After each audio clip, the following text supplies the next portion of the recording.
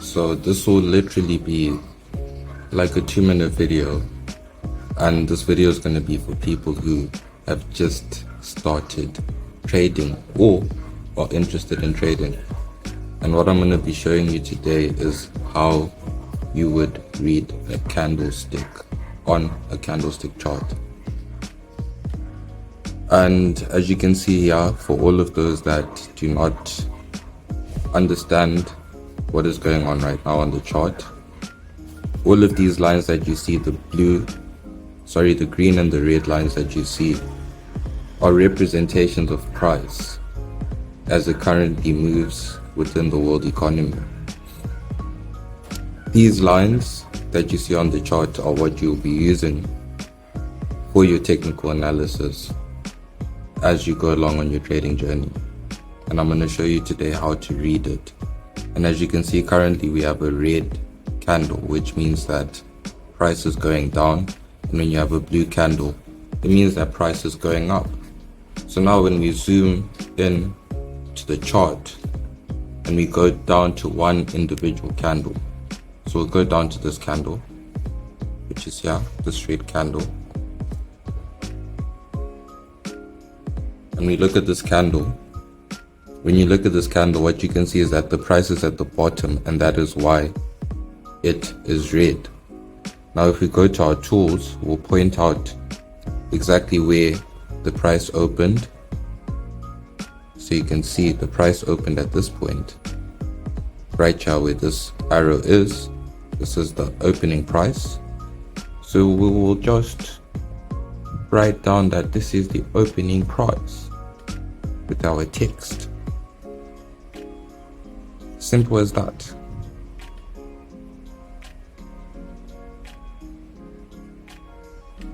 Opening price. And then we duplicate this. And from here, where we currently are, this is our closing price. So we'll just clone this, move this over here, and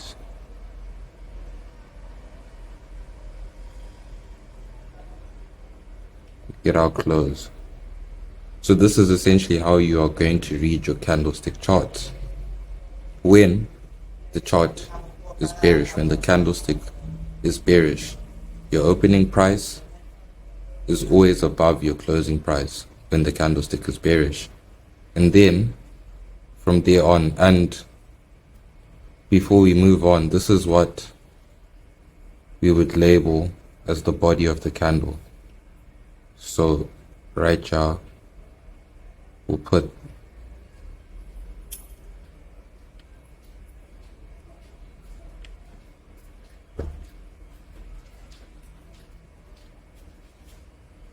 the body. This will be the body. So now you can see, because we have a live example, we have the next candlestick that is just opened. And because price closed at this previous candle low, right over here, now that price has gone above there, automatically it is a bullish candle because price is going in the opposite direction. And that will make it a bullish candle, meaning that the price is going up. Next off, we can label the shadow or the wick, depending on who you ask.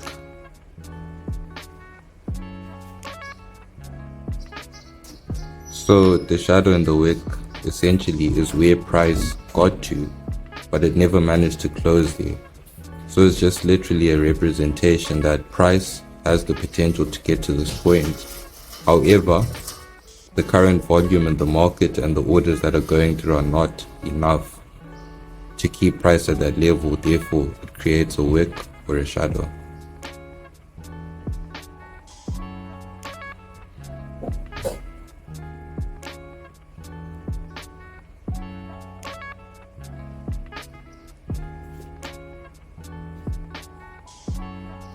When you see on most YouTube traders, when they're trading, they discount the wick, because the wick is not guaranteed, because the price did not close at that point. It just shows the potential, but not the reality. So when you see multiple wicks in a certain area, most likely price is rejecting that area. Price is rejecting that point, meaning that the price may be too high, therefore the demand is low. And now you can see live example of how this candle is now flipped bearish, and now it is continuing down in the trend that was going through all along.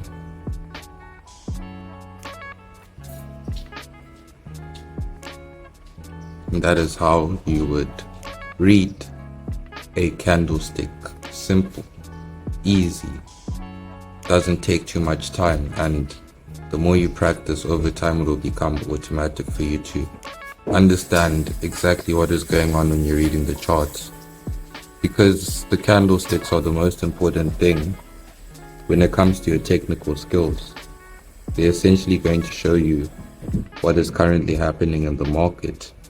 As you can see currently on this time frame, price was moving downwards, and according to my reading of supply and demand, we had just entered a support, and price bounced off of that support with the possibility of it going down or rejecting and then going up. Now, depending on the way that you trade, other people will see the candlestick bodies, because there are many different types of candlestick bodies that form. However, they reoccur in patterns, meaning that if you see one candlestick pattern or one candlestick type today, you'll probably see it tomorrow, you'll see it the day after that, and you'll see the day after that, and therefore we can give it a label, and maybe even here we can identify a few.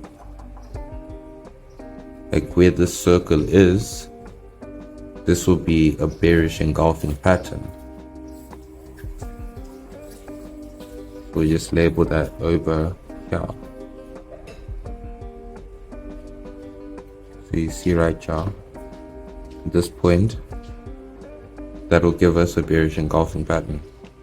And the reason why it's a bearish engulfing pattern is because, and it requires two candlesticks for it to be bearish engulfing. The reason why it's bearish engulfing is because the red candle body is larger than the green candle body. And that means that the sellers have engulfed the buyers that were currently there. The volume of sellers is more than the volume of buyers that were previously there. So we'll label this as our bearish engulfing.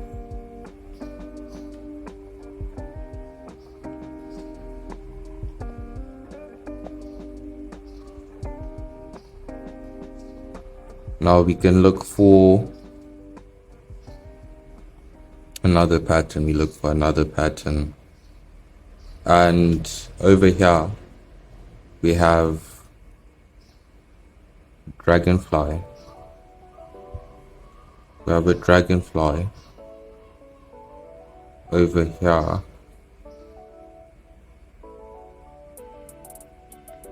So if we go down over here to this individual candle specifically, right there, that individual candle right there will be a bearish dragonfly candle. So we'll put the label under here.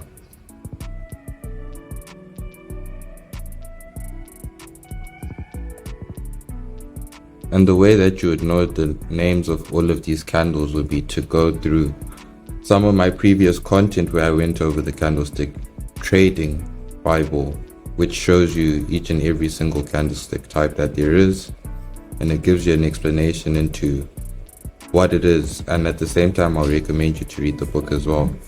And I'm sure in the videos that I've put, there are links in the description so that you can get the book for free.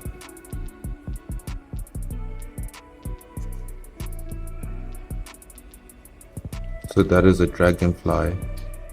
And what a dragonfly essentially means is that there was buying pressure that did come through, but it was not enough, and eventually sellers overwhelmed the buyers significantly and caused a reversal for price to continue down. But in this case, you can see price did not continue down. It actually continued playing within that area and pulled back to this point.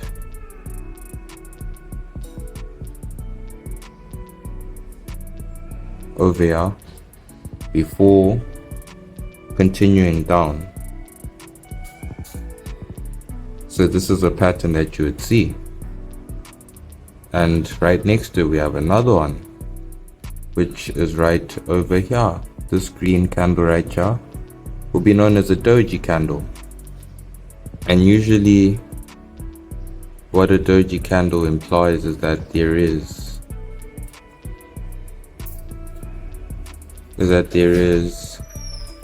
indecision within the market, meaning buyers and sellers are at a standstill, and that's why you'll see it close the way that it does, usually in the middle of the candle, small body, long wicks.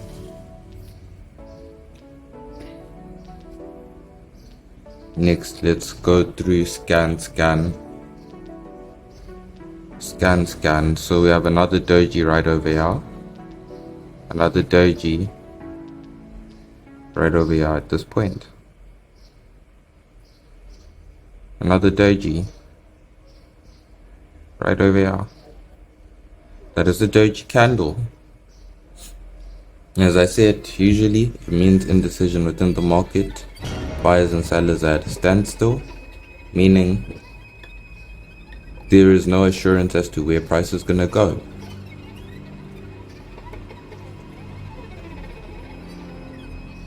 And from here, maybe we can find another pattern. Usually what I like to do for the pattern that I specifically trade, which is right over here,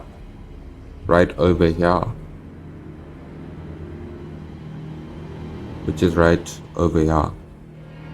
So right here, this is what I will specifically usually trade, which will be a double bottom pattern. And this pattern requires multiple candlesticks. There's no requirement as to actually how many candlesticks they're going to be, but it's usually multiple candlesticks grouped together. And usually what you'll see is price will come to the support zone, touch it once, touch it again, and that gives you the double bottom or the double top pattern, depending on where price is. If price is at a support, it's going to be a double bottom. If price is at a resistance, it's going to be a double top.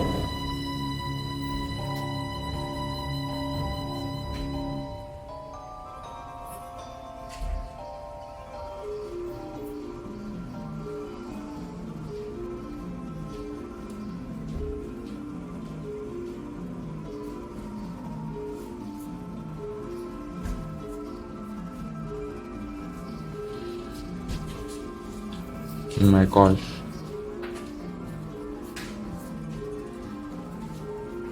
Why?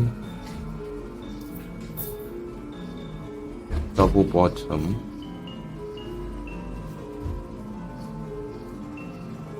And how I usually identify this is I'll go onto the line chart, and then the line chart will give me a much more clear indication. So for me personally, I use two charts within my trading, and you can see that we have our two bottoms right there around the exact same area, and that will be my confirmation right there to say that we can take that trade as long as it is aligned with the other things within my plan. So These are just a few of the different types of candlesticks that you'll come across and how to read a candlestick chart. The most important thing you must remember, you don't really have to remember the labels, man, because if you can understand what is going on, where price is at with the candlestick and the way that it is moving and the way that it closes, you will understand the psychology of the market in that current time without having to know the label. So if you can understand that price opened at this point, and closed at that point, then essentially you can understand that there are more sellers in the market. And what more do you need to know than that? Same thing with the wicks. When you see wicks, you know that the pressure to buy and sell was not enough to sustain it at that level. And essentially, a wick is just a trail for what possibly could have happened if price closed at any of those moments. Because on lower time frames, it will be closing at those points. But once you go into the higher time frames, you start to see that it was not able to sustain itself for that moment in time. So you can go on the 1 minute chart, you can see price closed at that point on the 1 minute chart. But over the course of 30 minutes, it closed at this point. But on the 1 minute chart, it was showing there. On the 30-minute chart, it's showing down there. And that's how it is.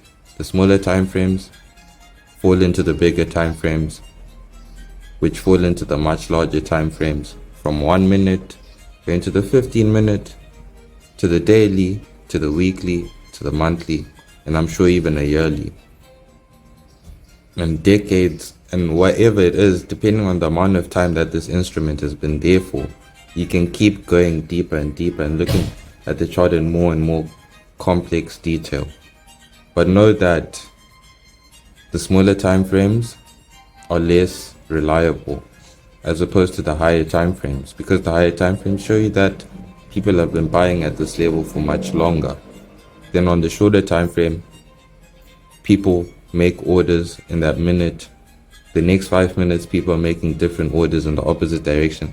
The next 5 minutes, people are making different orders in the next direction. Therefore, essentially the chart is going to be more messy. There's going to be more activity because there are more things happening within the minute.